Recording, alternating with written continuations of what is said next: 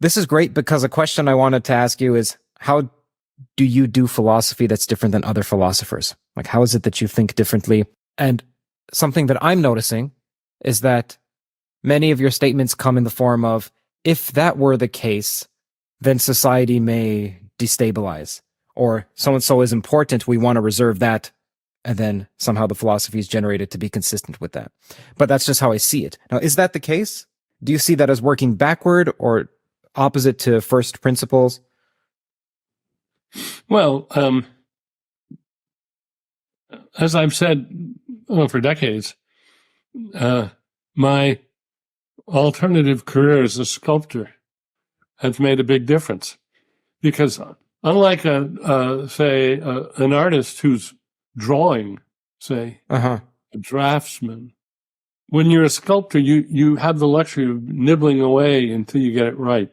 You can adjust and adjust and adjust. And you can't do that with many art forms. You got to get it right the first time, and if you don't, throw it out and start again. But as a philosopher, I like to take a problem and sort of go around the edges, nibbling away, trying to, look at it from all sides, try to look at it from all sides, and avoid the heartbreak of premature definition. Philosophers often say, define your term. Mm-hmm. And we're now off to the races for 10 years while people argue about definitions. I say, no, don't define your terms. Get in there and let's look at the phenomena. Let's look at the puzzles. Save definition for later.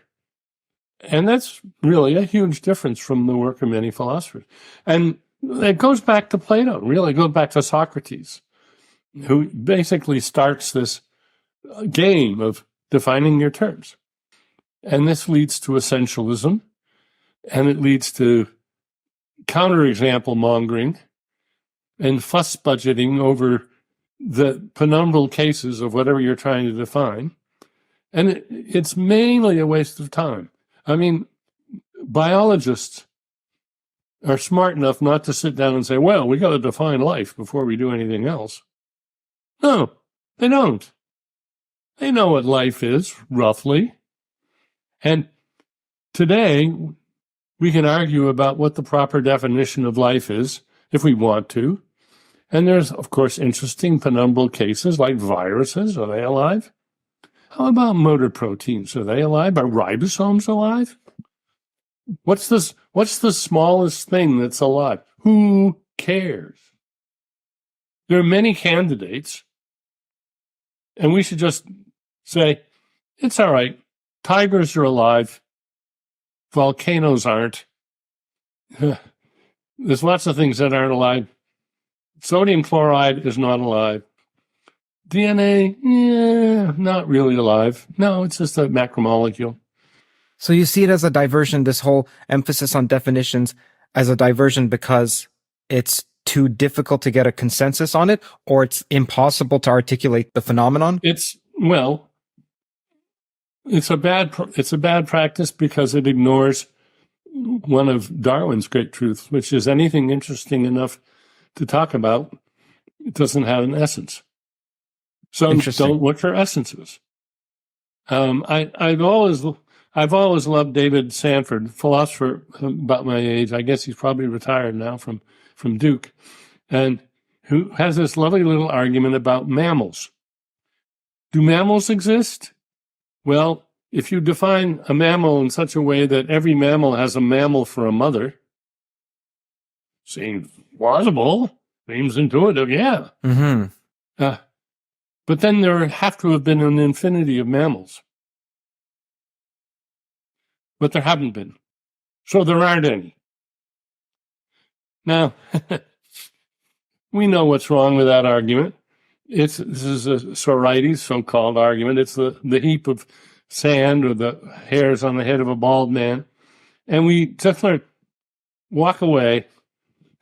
Do not waste your time on this sort of argument because it's a fool's errand.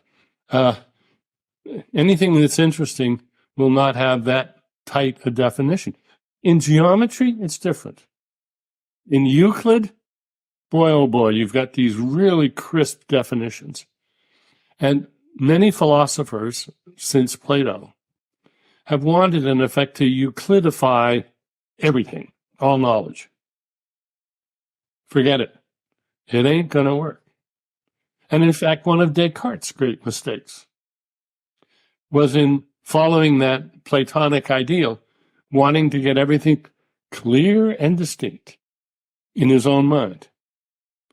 And what he should have realized is, no, your own clearest and most distinct ideas may be wrong.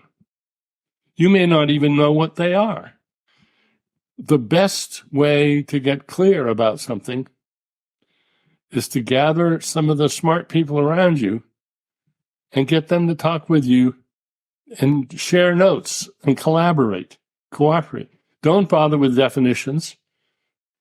Teach each other the facts that matter.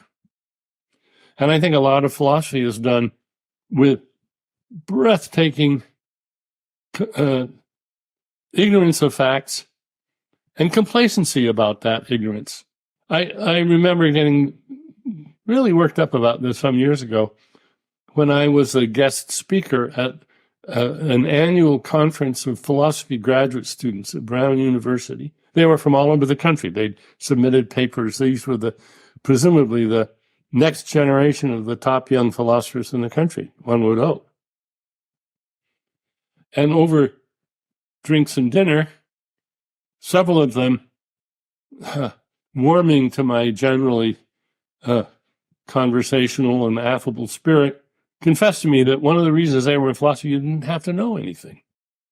All you had to do was be clever and know some of the classics in philosophy. And I thought, what a recipe for a wasted life. So I wrote a little piece on that called The Higher Order Truths of Schmiss. Schmiss? Chmess. Schmiss. It's just chess. So what's Schmiss? I invented the term. I invented the game. I probably didn't. Who cares? Schmiss. In Schmiss, you can move the king 2 squares in any direction. 1 or 2 squares in any direction. So it's not chess. Now, there are just as many truths of Schmiss as there are of chess. That is to say, an infinite number of them. Now, people could spend their lives identifying and arguing about whether P, some proposition, is the truth of Schmiss. And somebody else could argue that, no, it's not. And somebody else could say, no, the second person got that wrong, and so forth. And if you devote yourself to the higher order truths of Schmiss, you may win fame in a small coterie of like-minded philosophers, but you won't make any difference in the world. And you're on a fool's errand. You've wasted your life arguing about how to define things about a topic that nobody's really interested in. So I published that little piece on the higher order truths of Schmiss, and every year I get fan mail from young philosophers who say that turned their life around. I think, yeah, good. They're not going to make that mistake. They can watch other people make that mistake. So I think that was a warning that I'm very happy to have given to my young philosopher friends.